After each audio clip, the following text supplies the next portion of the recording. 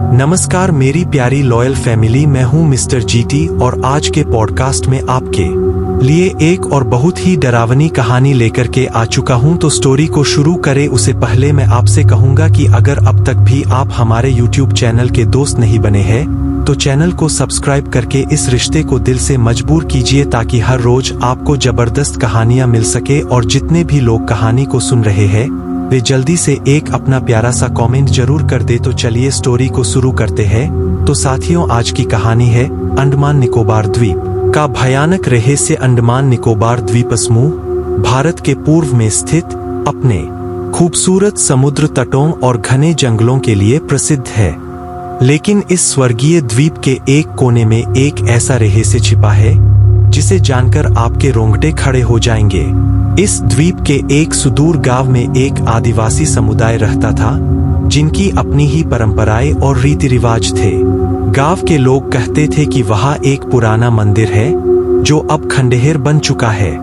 मंदिर में एक प्राचीन देवता की मूर्ति थी जिसे स्थानीय लोग असुर देव के नाम से जानते थे।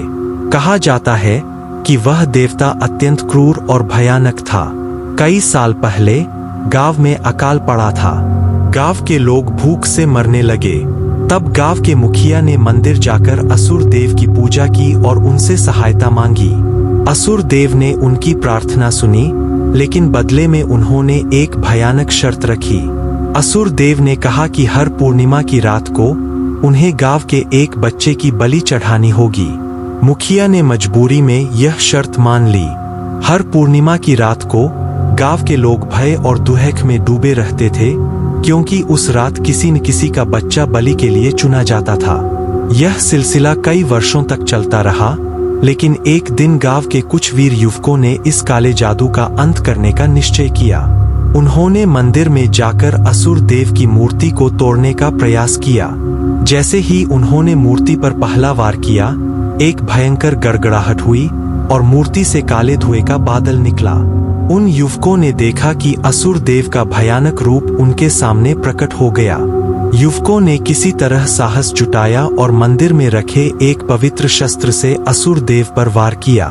उस वार से असुर देव तिलमिला उठा और गायब हो गया। गांव के लोगों ने राहत की सांस ली, लेकिन यह शांति अधिक समय तक नहीं रह पाई। आज भी जब पूर्णिमा की रात होती है, लोग कहते हैं कि उस पुराने मंदिर के खंडहर से चीखें सुनाई देती है।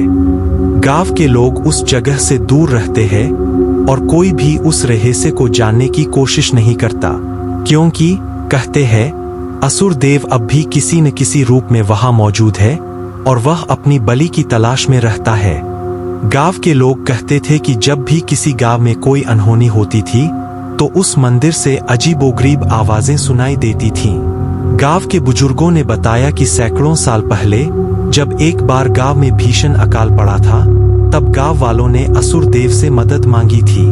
असुर देव ने मदद तो की, लेकिन बदले में हर पूर्णिमा की रात को एक बच्चे की बलि मांग ली। यह काला सच गांव वालों के लिए एक अभिशाप बन गया। हर पूर्णिमा की रात गांव के लोग भयभीत रहते थे क्योंकि पता नहीं होता था कि किसका बच्चा अगला शिकार बनेगा। कई वर्षों तक यह काला खेल चलता रहा, लेकिन एक दिन गांव के कुछ वीर युवकों ने इस अत्याचार को समाप्त करने की ठान ली। वे जानते थे कि इस मंदिर में जाना जान का जोखिम था, लेकिन उन्होंने गांव को इस अभिशाप से मुक्त कराने का प्रण लिया। युवकों ने रात के अंधेरे में मंदिर का रुख किया। जैसे ही वे मंदिर के पास पहुंचे, उन्हें वहां से अजीबोगरीब और डरावनी आवाजें सुनाई देने लगीं। लेकिन वे डर के आगे झुके नहीं और मंदिर के अंदर गए। मंदिर के अंदर का दृश्य डरावना था।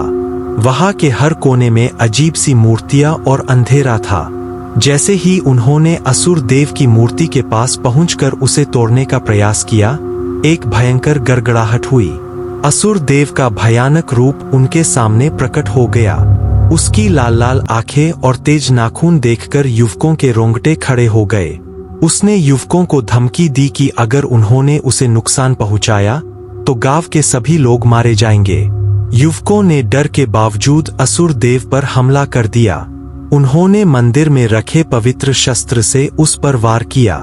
असुर देव ने जोर से चीख मारी और गायब हो गया।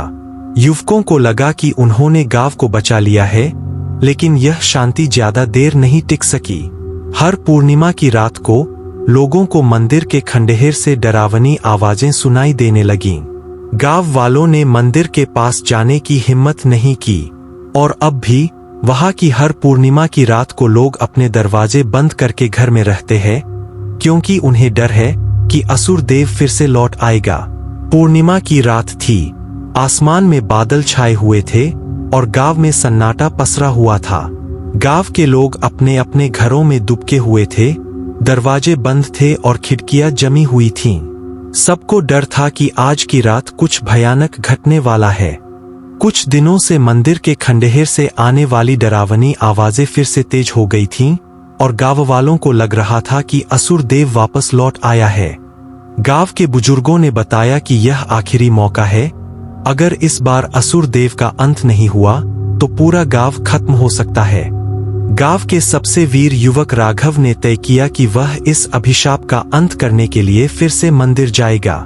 इस बार वह अकेला नहीं था, उसके साथ गांव के कुछ और बहादुर साथी थे जो अब इस आतंक से निजात पाना चाहते थे। जैसे ही राघव और उसके साथी मंदिर पहुंचे, वातावरण और भी डरावना हो गया। मंदिर के आसपास की हवा ठंडी हो गई और अजीबोगरीब आवाजें सुनाई देने लगीं। अंदर घुसते ही उन्होंने देखा कि असुर देव की टूटी हुई मूर्ति अब पहले से भी भयानक रूप में चमक रही थी। उसकी आंखें लाल हो रही थीं और वह एक भयानक ऊर्जा के साथ फिर से जीवित हो चुका था। असुर देव ने गुस्से में गर्जना की और राघव और उसके साथियों पर हमला किया। राघव ने तुरंत मंदिर में रखे उसी पवित्र शस्त्र को उठाया जिससे पहले भी असुर देव को हराया गया था। लेकिन इस बार लड़ाई और कठिन थी।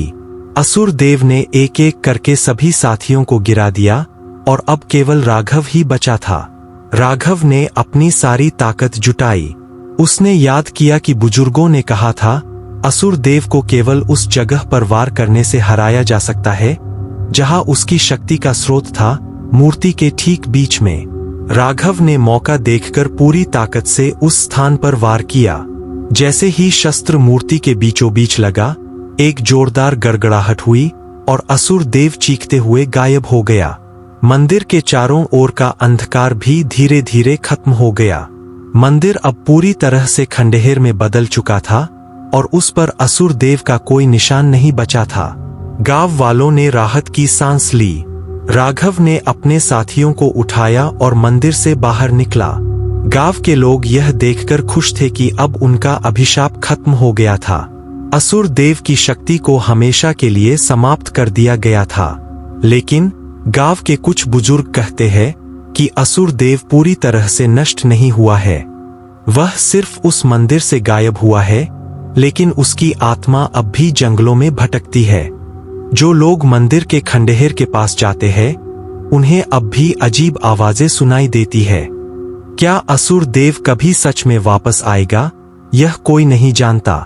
लेकिन गांव के लोग अब भी हर पूर्णिमा की रात अपने दरवाजे बंद करके रहते हैं, क्योंकि उन्हें डर है कि कभी न कभी वह फिर से लौट सकता है। तो दोस्तों, आपको कहानी पसंद आई होगी। कहानी पसंद आई हो तो वीडियो को लाइक और चैनल को सब्सक्राइब कर दे। धन्यवाद।